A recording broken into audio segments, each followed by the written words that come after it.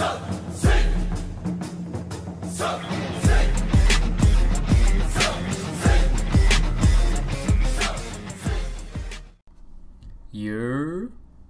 up, Giants fans? What's up, Hub watchers, YouTube subscribers, Twitter followers, Instagram followers? How y'all doing?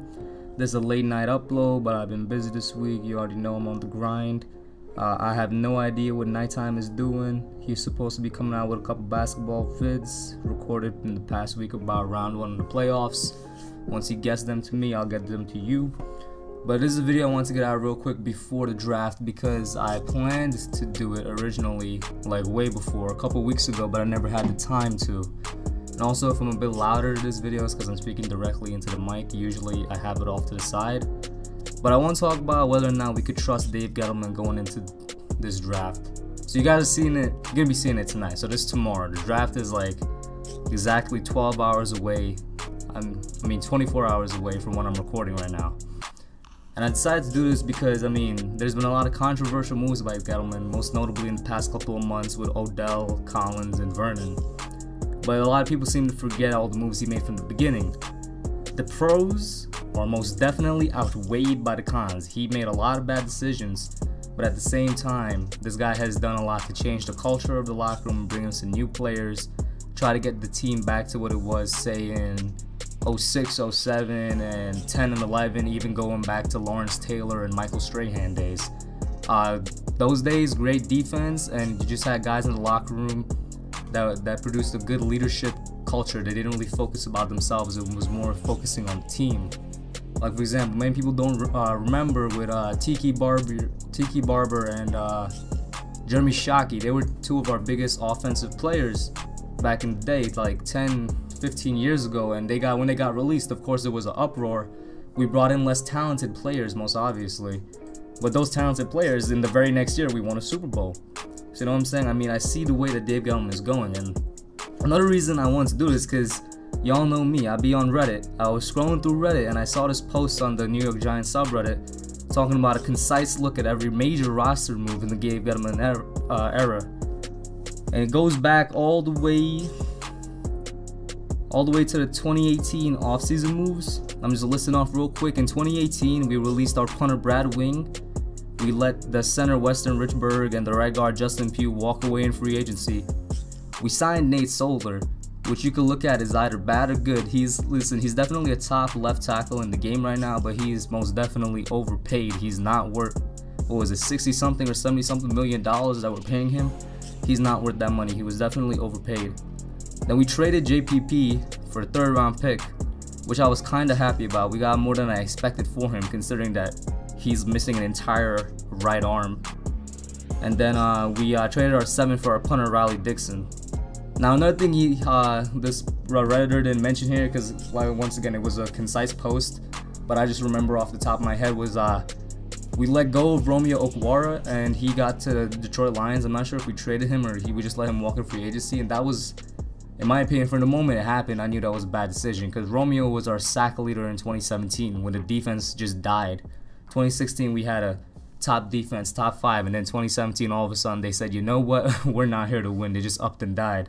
He let go, and he was young too. I think he was in his 3rd year. Let me just look him up real quick. Romeo Okwara. And one of the reasons I really like this dude is because in 2016, when JPP was injured and he came in, it's as if JPP never left. This guy played his heart out. He played like a professional. He played like a starter. And I thought he was going to be a starter going on. Yeah, he's still pretty young. He's only 23. And look here, for the Giants back in 2017, he had 7 sacks, and then in 2018 with the Lions, he had 7.5 sacks. So I'm not sure why we ever let go of him. For some reason, his 2016 stats are not up here, but he did have a couple sacks back then. And we got him in the he was actually undrafted, so it's like another good undrafted find, one of the only good finds by Jerry Reese. That was a bad decision right there. Letting go of Brad Wing, not a bad decision because we replaced him with Riley Dixon. Letting go of Weston Richburg and Justin Pugh, good decision. They were terrible at their positions and they were drafted way too high apparently because they couldn't perform at all. We then also in the 2018 offseason, we traded a 4th round pick and a 6th round pick to Los Angeles for Alec Ogletree and a 7th pick this year. Ogletree is another mixed bag. You can look at it how you will. Did we overpay for him? Yeah, a little bit, but that happens when you have bad drafting. 7 whole years of bad drafting from your former general manager. And you get desperate for positions, just like Nate Solder. You get desperate for him, so you overpay him. You get desperate for Alec Ogletree, so you overpay the Rams to get him. Oh, and it's not like Ogletree was like grossly overpaid like Nate Solder, because no, he did good this year. Pretty sure he had 6 interceptions at the linebacker position. Let me bring up his tackles and sacks real quick. So then in 2018 for the Giants, he had 93 tackles in total, 35 were assisted, 1 sack, 5 interceptions actually, all in the total they went back for 61 yards.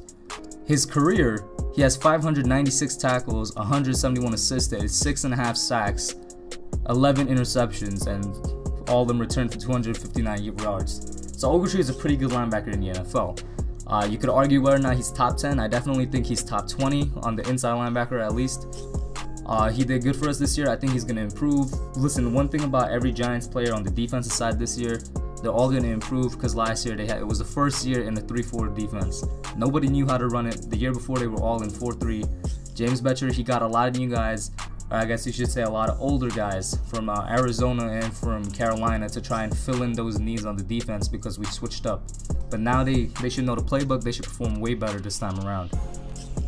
Then moving on, in the 2018 draft, which I think personally we had the best draft last year out of all the teams in the NFL. You already know at number 2 we got Saquon Barkley. Anybody that still thinks this was a bad pickup, I don't know what to tell you. Saquon himself said it in an interview with Bleacher Report. He's like, I won Rookie of the Year and there's people who still hate me. I don't know what to do. That's obviously a paraphrase. He probably said something a lot more professional. That's how Saquon is. And I agree with him. If you draft the guy at number 2, he comes in, has a record-setting type of rookie year where with 2,000 plus scrimmage yards. There's only 3 other rookies to ever do that. One of them was Edgerrin James, and the other, you guessed it, was Barry Sanders. Who was Saquon compared to before he was drafted? Everybody said this guy was the next Barry Sanders. He came in, and he was the next Barry Sanders. Or as he likes to say, I'm the next Saquon, because he wants to be his own guy. So we got Saquon in the first round, Will Hernandez in the second round, which I thought was a steal. I didn't expect him to be in the second round. Will Hernandez was definitely the second best offensive lineman to come out of the draft. The first one was Quinton Nelson, I think that's his name, or Quinton Nelson. Can't remember. I never thought he would go to the Giants though because he was obviously a top 10 pick, so he wouldn't be falling to the second. But I was pleasantly surprised Will Hernandez was available in the second. Then we got Lorenzo Carter in the third. Good pickup. Didn't really see much of him this year though because of the rotations. Like I said, James Bettcher, he brought in a lot of different guys to fit his defense. Hopefully he has a breakout year. Then we got BJ Hill at 69, who was an absolute steal. There's people who argue that Bradley Chubb got his entire NC State defensive line drafted, but BJ Hill completely disproved that theory. He's a 3rd round draft pick, number 69 overall, that came in and had 6 sacks as a rookie, and this was all towards the end of the year, where he finally got a hold of the defense after we traded snacks, and he basically got more playing time. I'm excited to see what he does in this upcoming season, because in the weight room, they showing that he's building some muscle and losing a little bit of that fat. He's trying to get leaner, trying to be more of a pass rusher and less of a run stopper. Then we got the only bad pick in the draft, in my opinion, the quarterback Kyle Lauletta out of Virginia. And the only reason, Richmond, sorry. And the only reason this is a bad pick is because all we've seen of Lauletta in the regular season was in that game against the Redskins where we knocked the doors off the Redskins 40-10. And he came in, I was actually surprised he came in because they brought him in the 4th quarter. And this dude threw 5 passes. 4 of them were incomplete and 1 of them was an interception.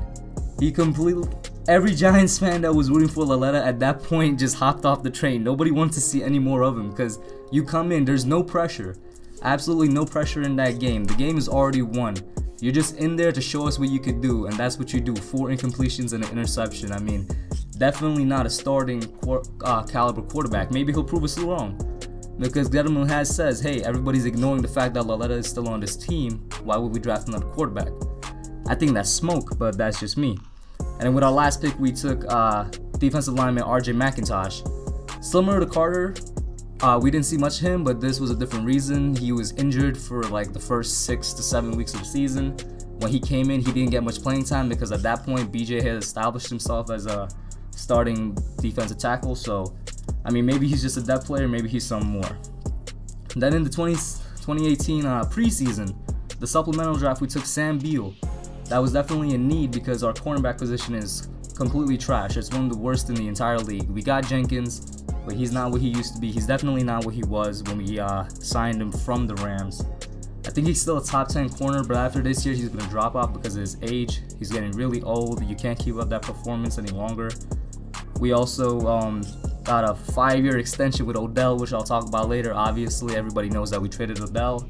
Now, this here would probably be in the preseason our only bad move by Dave Gettleman, because obviously we traded him later, but then also because this was a monster contract that Odell is a top 5 receiver in the NFL, but I mean, paying 10% of your total cap space, or it was 20% or something crazy like that, to a wide receiver, the most dependent position in the entire game, is a very stupid position. Then at the trade deadline, we waived Eric Flowers way too late. He should have been cut from the team in preseason. We traded Eli Apple to the Saints for a 4th and a 7th. I thought we could have gotten more from him because he's a former first-round pick. He didn't perform like a former first-round pick, but I still thought we should have gotten like a 3rd and a 5th or something. Still glad we got something out of him. And then we traded Snacks for a 5th. Another player I thought we could have gotten something out of him. This is a move that people look at as a con. But the reality is Snacks was 31 years old and he was getting paid top dollar for his position. You shouldn't be paying a 31-year-old. You guys know how old that is in the NFL? Your prime is from like 26 to 30. At 31 you drop off, and we did see a bit of a drop off from Snacks. You don't pay them that much money. And then there was also, after he got traded, obviously most of the stuff comes out after, because if they come out while you're actually a member of the team, it's a problem.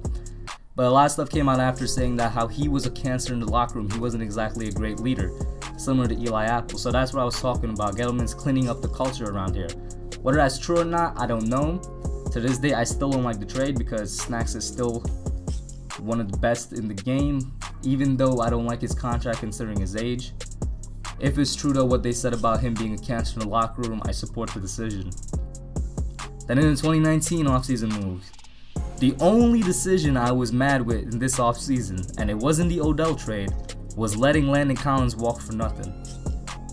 Before we even let him walk and before he signed with the Redskins, there was already rumors and stories coming out saying that if he was franchise tagged, he would sit out the season. He would pull a Le'Veon Bell. So much for your Twitter handle being #TheHumble21. Doesn't sound very humble to me. I mean, you're getting franchise tag. You're playing for the franchise. That means we value you. We'll pay you next year. When we got like $80 million. At this point, it would have been like $80 million in cap space. We'll give you your money next year. Just play under a franchise tag for now. The franchise tag is not a bad thing in terms of money. You're getting paid, I think it's like the average of the top 5 players at your position. It's still a lot of money. He would still have been making, I think, like in a range from $10 to $14 million a year. That's still a lot of money. And there was rumors coming out saying since the 2017 season, when the entire team gave up on Ben McAdoo, Collins hasn't been a great leader. He was another cancer in the locker room. And then he says that he was going to sit out if we franchise tagged him. The only reason I don't like it is because we let him walk for nothing. We could have definitely gotten like a 2nd or a 3rd pick because Collins is a top 5 player at his position. Now, we did replace him with Peppers in the Odell trade, but I mean, it still doesn't make any sense to me. I mean, just tag the guy and trade him if you really wanted to let him go away from the team. That's the only reason I was kind of angry with that. And then we traded Vernon and Beckham. The writer kind of combined the 2 picks, but it was basically one whole trade when you look at it. We traded Vernon and Beckham to Cleveland for Kevin Zeitler, Jabril Peppers, the 2019 17th overall, and the 2019 169th overall. This was good, and a lot of people don't think it was good, but it's good for next year. It's good for 2020. It's not good for 2019. And the reason it's not good for 2019 is because we're taking a $20 million cap hit this coming this coming season. Of course, the $20 million cap hit is because we let go of Odell. Going back earlier into the video when I mentioned that 5-year deal, the only reason that was a bad deal is because now we got to take a cap hit. But then next year the cap hit is gone and we'll have $100+ million in free agency. We could sign somebody big, sign a pass rusher if we don't get one in the draft, if something doesn't work out. Sign Chris Harris or this guy, man, I forgot his name, but this story actually came out today, which is why I'm mentioning it. Chris Harris from the Broncos and Patrick Peterson from the Cardinals, they're saying they don't want to be on the team anymore, and that's a position of need. We could get them. So this was definitely a move for the future. We solidified the offensive line practically. It's completely different from last year. We got Solder at left tackle, Hernandez at left guard. If Jalapeno can stay healthy, he'll be the center. Kevin Zeitler at right guard, and currently Chad Wheeler at right tackle, but obviously it's going to change with the draft tomorrow. This should be on paper a top 15 offensive line. And you saw what Saquon did with the 29th ranked offensive line last year. You can imagine what he would do with top 15 offensive line. This dude could probably win MVP. I mean, I ain't saying he's going to win MVP because there's that boy Patrick Mahomes up in Kansas City, but you never know. You never know. But yeah, like I said, this is a move for the future. And Jabril Peppers, there was a lot of people hating on Jabril Peppers for no reason at all. He's like a younger Collins, but he could actually cover tight ends and running backs. You don't realize that. This guy, Landon Collins, was a great safety, but he had some of the worst cover skills in the entire game. There were so many times, especially in this last season, you just saw him getting burned by tight ends like David and Njoku, and getting burned by running backs like Jordan Howard during the regular season. I'm like, wow, this guy really can't cover. All he's good for is tackling. So Jabril Peppers, he's basically a younger Collins that could cover, and by the end of their careers, I actually think he'll end up being a better player. And then not really to replace Odell, but to get us another wide receiver, he signed Golden Tate, and then he extended Sterling Shepard, who I hope will actually remain on the team throughout his contract. I love Sterling Shepard. Since he came out in 2016, he's been one of our best receivers. He's always played for the team. He's always been a team player. Never complained, never had temper tantrums on the sideline like Odell or anything like that. Always said the right thing in the media. He's basically the perfect Giants, a lot like Saquon and a lot like Eli. Tate, he's known as the Yak King because he's the most elusive wide receiver in the game. He might be a bit old, he might be a bit up there in age, but he can still do it. We've seen it this past year. He could still get those yards after catch, and he's very similar to Shepard, but they could both play on the outside. So those are like the major moves that Gettleman has made. Like I said, there's definitely a lot more questionable moves in there than surefire positives, but it kind of shows you the direction he's going in. There's a lot of people trying to figure out what exactly is his plan. His plan as of right now is to rebuild the locker room and build a team that's focused on the team instead of building a team filled with players focused on themselves. And I like that idea so far. I mean, he's done a pretty good job in just 1 year of being our general manager. We went from one of the worst offensive lines to what should be one of the best offensive lines. We went to a very toxic